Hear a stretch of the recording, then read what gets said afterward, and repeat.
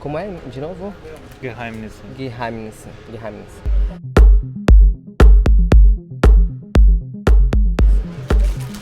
Olá pessoal, tudo bem? Hoje nós estamos aqui com o David. Ele tem um podcast que se chama Geheimnisse, que significa O Segredo dos Alemães, e está começando também com um podcast chamado O Segredo dos Portugueses.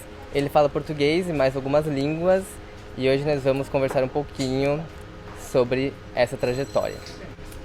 Então eu separei algumas perguntas para ele, e a primeira pergunta é: por que você aprende línguas? Não é uma pergunta tão óbvia ou tão fácil, mas eu, por exemplo, estou muito contente de que eu pude falar duas línguas de menino, de pequenininho. De pequenino. E depois eu compreendi mais coisas da realidade, por exemplo, em catalão ou em espanhol, e assim eu tive interesse para conhecer outras realidades. Conhecer outras realidades. E assim, quando, por exemplo, eu escutei de pequeno, adolescente, como de Cranberries ou de Cores, e eu gostei como de entender como é a letra, não? As lyrics dessa música em inglês. São grupos como em inglês, como da Irlanda, de Cranberries ou de Cores. E assim comecei como a melhorar meu inglês, e o alemão foi porque na escola eu tive a possibilidade de aprender alemão. E assim como foi um processo, gostei muito e agora não posso parar, e por isso agora estou com o português. Então, na verdade, você falava com os seus pais em catalão, e aí você já aprendeu catalão e espanhol juntos? Ou diferente, porque meus pais não falam muito bem o catalão, eles não conheceram muito, não puderam estudar o catalão, e depois eu falo em espanhol com eles e com a minha gente da escola e assim, em catalão. Pensei que fosse o contrário, isso é interessante. E depois, então, o inglês, o alemão e agora o português. Então, o espanhol e o português são muito parecidos. E aí eu queria perguntar pro David se isso te ajuda ou atrapalha no processo de aprender o português. No sé si me gusta, pero...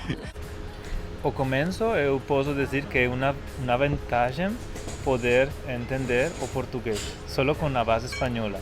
Mas eu acho que é um perigo, porque o risco é que a gente pode estar conforme com isso. E eu fiz, por exemplo, 2 viagens no Portugal e eu entendi que era muito importante conhecer os sons, as pronunciações, como as frases, os jeitos que é próprio dessa língua do português. Porque o que não quero é falar como portunhol, como uma coisa se mistura, que então eu não mostro com muito respeito, né, por a outra língua, por o português. Jornalistas, fotógrafos e cinegrafistas. Senhores periodistas, fotógrafos e camarógrafos. Não é necessário, porque eu estou tentando falar em portunhol. Por isso é como muito importante para a minha disciplina de que a gente está fazendo isso com uma boa perspectiva, com uma boa... Pois eu quero falá-lo bem e por isso é importante não como deixar-se não deixar-se acomodar por essa facilidade inicial, né? Eu diria como um impulso, mas eu tenho que trabalhar o mesmo que se fosse, que sei eu, japonês ou chinês ou outra língua. Então você está dizendo que atrapalha. É fácil atrapalhar. É fácil atrapalhar, porque você está tão confiante que é tão similar que no final você acaba cometendo mais erros. Certamente. Tá, então vamos para a próxima pergunta. Pergunta número 3. Como eu, o David também não mora no país de origem. Ele mora hoje na Suíça e nasceu em Barcelona, na Espanha. Então nós dois falamos uma língua no país que nós estamos que não é a nossa, e é claro que cada um de nós temos um sotaque diferente. E aí eu queria saber se para você isso te atrapalha, o que você sente em relação à aceitação do seu sotaque pelos nativos daquele país, no caso da Suíça.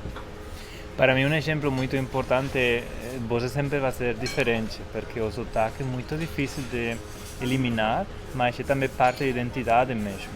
Sim. Conheço pessoas que, por exemplo, no alemão, estão com sofrimento por seu sotaque que eles têm, que eles têm, mas para mim é como parte de mim. Eu posso utilizar como de outro ponto de vista, como diversão, como um pouco de show, pode dizer.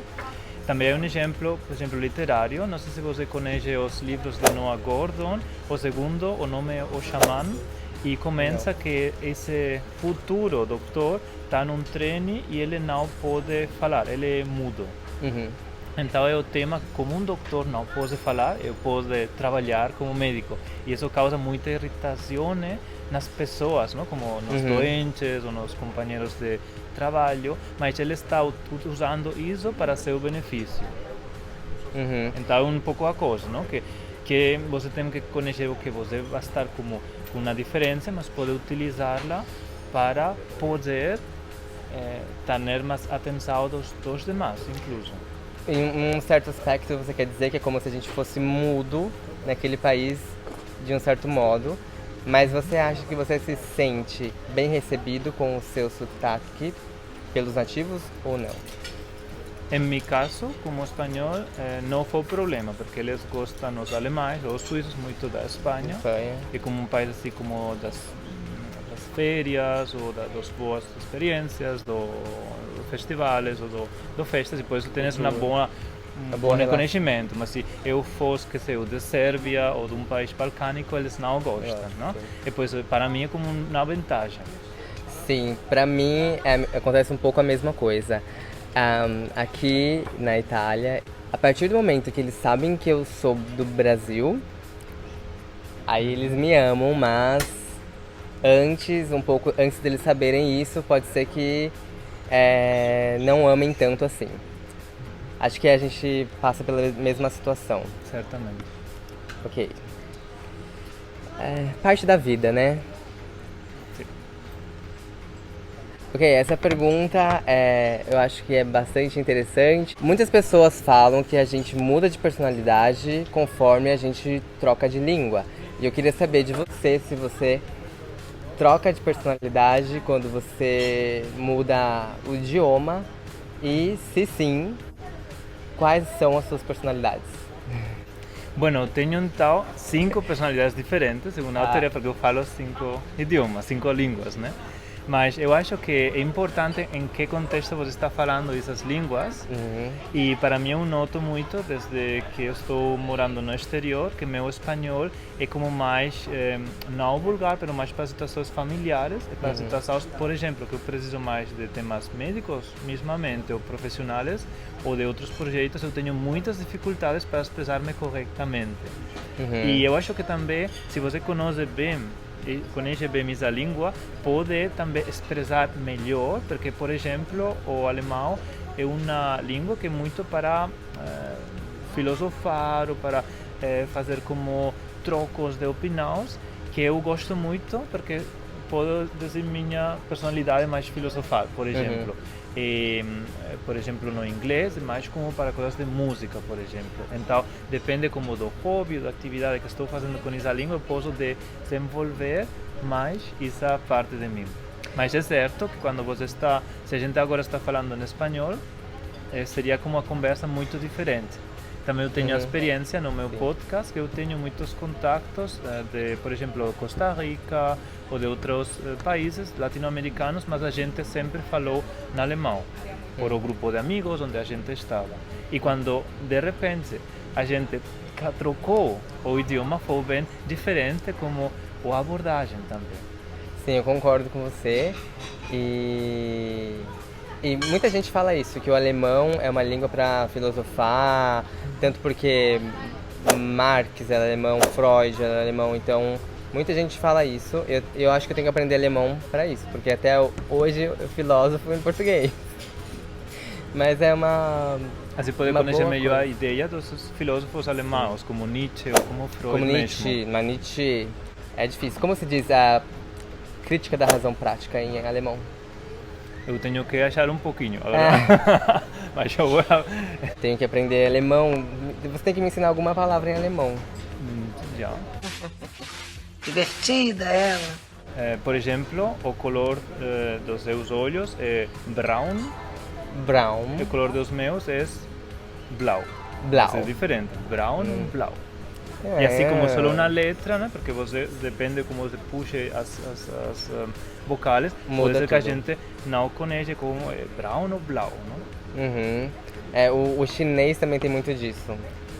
Muda um pouquinho, muda totalmente o significado. Eu posso dizer para você a palavra, um número, por exemplo, 555.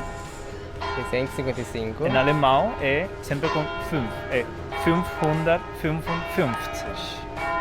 Pode repetir? Peraí. É porque o sino da igreja me atrapalhou. Outra vez. 555. Funda. Fun. 50. 50. É sempre a U, é o V. 555. Agora uma outra pergunta que eu tenho sobre o alemão. O que significa arrasou? Você pode repetir para mim? Arrasou. Arschloch. Arrasou. Porque eu escuto muito essa palavra arrasou. Arrasou. É, arrasou. Pode ser como eita ou como que for. Ok. Uma coisa assim, uma partícula. Uma partícula. Ok. Vamos esperar o sino da igreja tocar. Amém.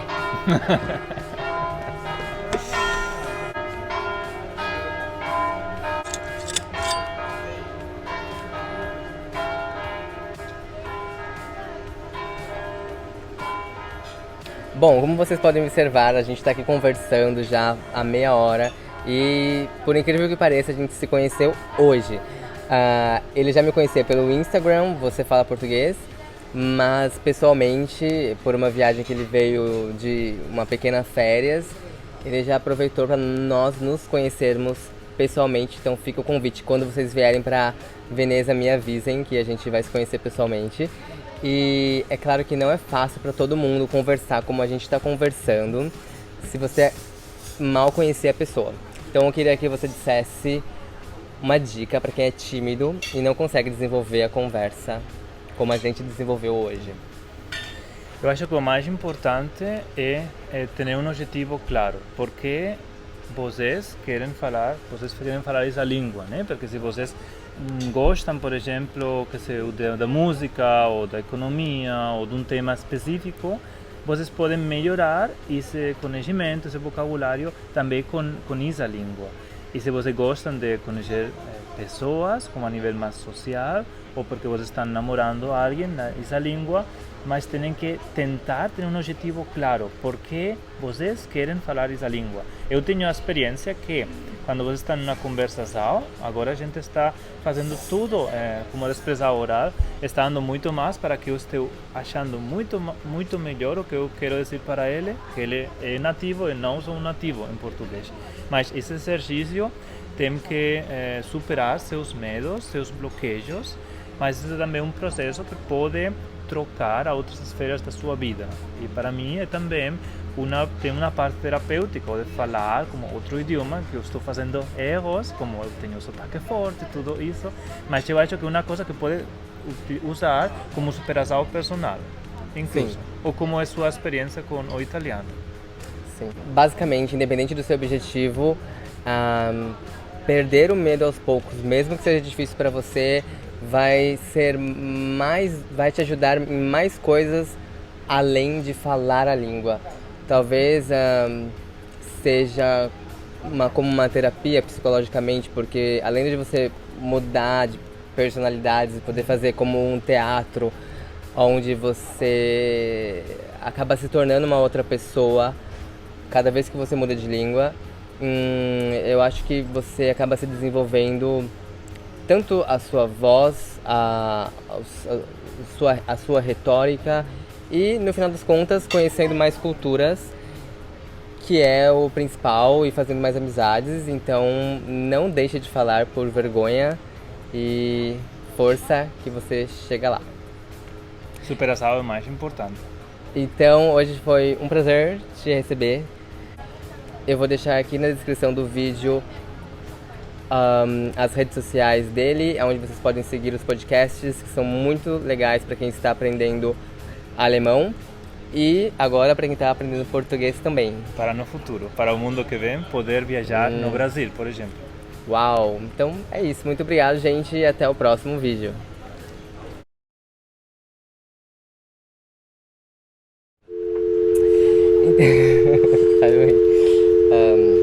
Eu fico em dúvida se a gente deve olhar um pro outro ou Não pra sei. câmera. Como queda melhor? A câmera do lado esquerdo. Ok. Eu também sempre olho para não sei. Podemos fazer uma pergunta assim, outras vezes que não sei como queda. Eu também não sei. Porque a gente não se está vendo, né?